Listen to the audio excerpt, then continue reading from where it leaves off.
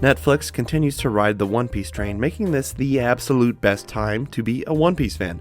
We have the goated manga, the goated anime, a plethora of movies, only a handful actually goated though, and the goated live action, and soon, a highly likely goated remake anime. Many of you may be asking, why remake an ongoing series? Besides, for money of course. Well, if they handle the new adaptation well, the One Piece remake could be one of the greatest anime ever. In fact, it could be one of the greatest pieces of media ever. It could be the perfect TV series. And that's not to discredit the current anime because, while the show itself isn't perfect, as an overall show, I already believe that it is one of the greatest pieces of media, so I think that's a good start. Starting off, the new production will be done by Wit Studio, one of the most highly esteemed anime studios. They are responsible for projects like Ranking of Kings, Spy Family, Bubble, and the first 3 seasons of Attack on Titan, which are usually regarded as the best seasons, although I personally think that season 4 is also just as amazing. Now honestly, I love the animation during the early days of One Piece. It's fun and adds to the charm, but having the story of One Piece with the same level of animation as Attack on Titan already results in a masterful experience with just that alone.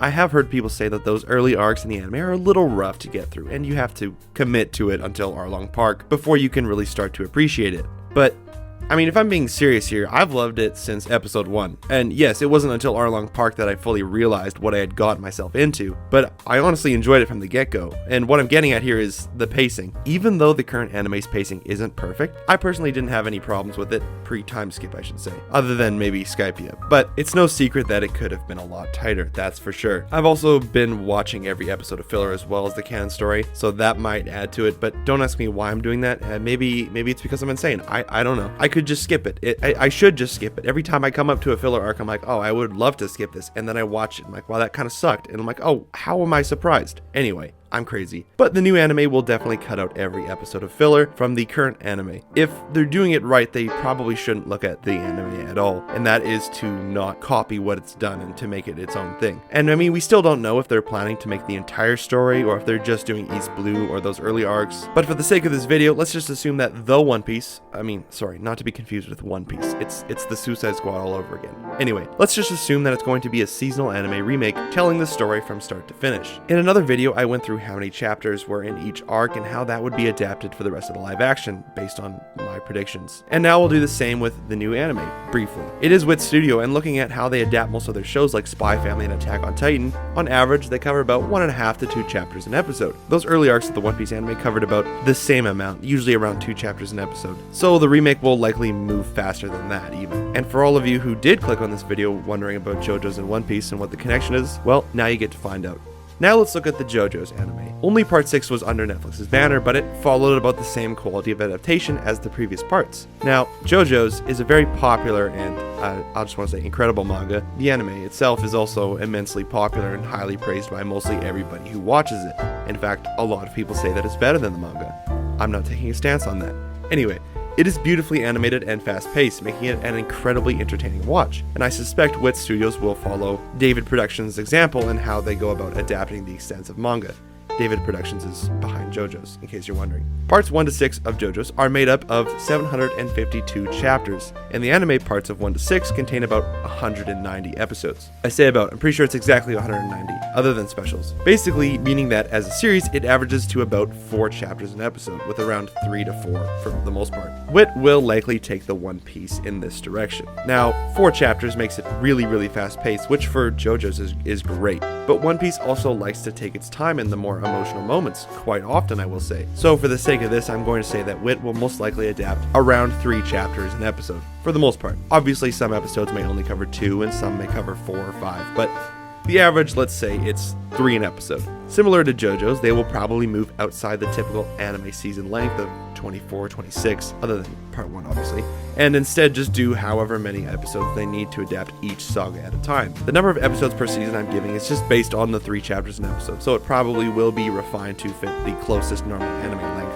Another thing to consider is this show will be releasing on Netflix, I think, so it will most likely be a season drop, or if the season is longer, then dropped in parts, similar to Stone Ocean of JoJo's. Personally, I would prefer either all at once or weekly over dropping parts of a season throughout the year, but hey, we'll see. So, to get an idea of how much this would change One Piece's pacing, here's a comparison of what could be the new remake at 3 chapters an episode versus the current/original anime, not including filler. Alright, time for a speedrun. The East Blue Saga with 100 chapters could have 34 episodes, compared against the 49 episodes of the original. Here are the breakdowns of the specific arcs: Romance Dawn with 3, OG with 7, Orange Town with 4, OG with 5, Syrup Village with 7, OG with 10, Baratie with 9, OG with 12, Arlong Park with 9, OG with 14, Loketown with 2, OG 5. Now, things here don't seem too drastic of a difference, but a little goes a long way. Also, this is before One Piece really slows its pacing. Baroque Works with 117 chapters could have 39 episodes, compared against the OG 63 episodes. The specific arcs could be Reverse Mountain 2, OG 3, Whiskey Peak 3, OG 4, Little Garden 5, OG 8, Drum Island 8, OG 14, Alabasta 21 with the OG with 39. Now that's a bigger difference. The Sky Island Saga with 85 chapters could have 29 episodes against the OG's 52. Jaya 7, OG 9, Skypiea 22, OG 43. Again, I just want to let you know, this is all 3 chapters an episode. Water 7 Saga with 139 chapters could have 47 episodes, compared against the original's 101 episodes. Long Ring Long Land, please skip it, but who knows. Remake 6, OG 13, Water 7, 17, OG 37, Enies Lobby 19, OG 41, Post Enies Lobby 5, OG 10. Thriller Bark with 48 chapters could have 16 episodes, compared to the original with 45 episodes. The Summit War Saga with 108 chapters could have 36 episodes, compared to the 119 episodes of the original.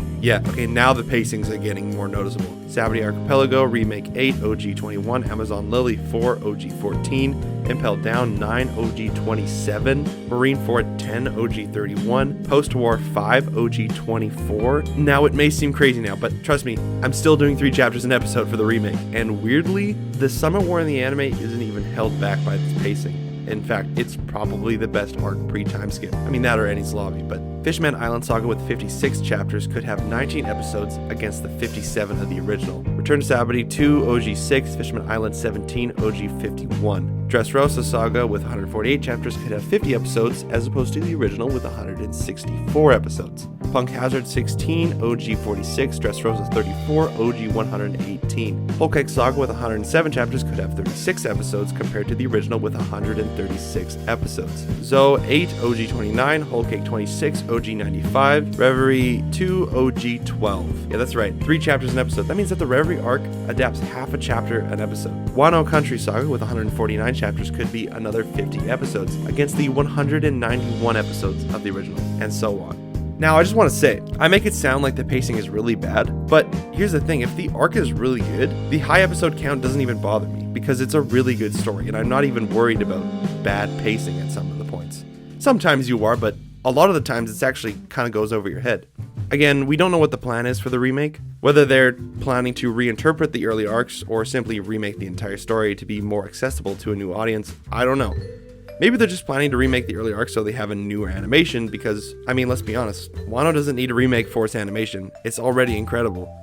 Now, really, I don't think One Piece absolutely needs a remake, but honestly, in my opinion, out of anything in One Piece, it is those post-time skip arcs that are what needs a remake the most, because, I mean, you just saw it, the pacing is crazy. I said I don't really care about the pacing for the most part, but, I mean, if you want to tighten it up, it'll be way easier to rewatch, that's for sure. Which is why it was way faster to read One Piece instead of watching it. Now I'm doing both right now and love the anime as well as the manga, so it is possible. But the current anime definitely isn't the most, how should we say, inviting to those who don't have time for over 1,000 episodes. Or those who don't want to have an ongoing show for a prolonged period of time. And by prolonged period, I mean at least a year on the show. Which is okay, that's why a lot of people choose to read it instead. And on to other aspects real quick. From Mayumi Tanaka in the announcement teaser, it is likely that as much of the voice casts that are wanting to come back will return to voice for the remake. So that's a really, really good sign. We've lost a few of the actors throughout the years, but their legendary performances will always be remembered. And another question regards the music. There will likely be an all-new musical score with this remake. And since it's still in association with Toei Animation, they'll probably still have the rights to use the same themes as the OG anime, which I really, really hope they do. New compositions, new recordings, new themes, as well as continuing old themes. That would be the best. And here's the thing. If the remake is absolutely incredible in every aspect, it won't take away from the anime we currently have. I mean, nothing can lower the impact that the work from all of those artists throughout these years has had on so many people. But let's just say, because they are remaking an old, in quotation marks, anime, why not remake Berserk? I think Berserk needs a remake the most. But that's okay. Now, with all that in mind, imagine One Piece at the production quality of Attack on Titan and the appealing pacing of JoJo's Bizarre Adventure. I mean that's a dream right there. I mean that description has just described to you the perfect show. And there it is. A new peak fiction. Thanks for tuning in. I've been Shane Glassman, along with a call to subscribe, and as always, I'll see you in the next one.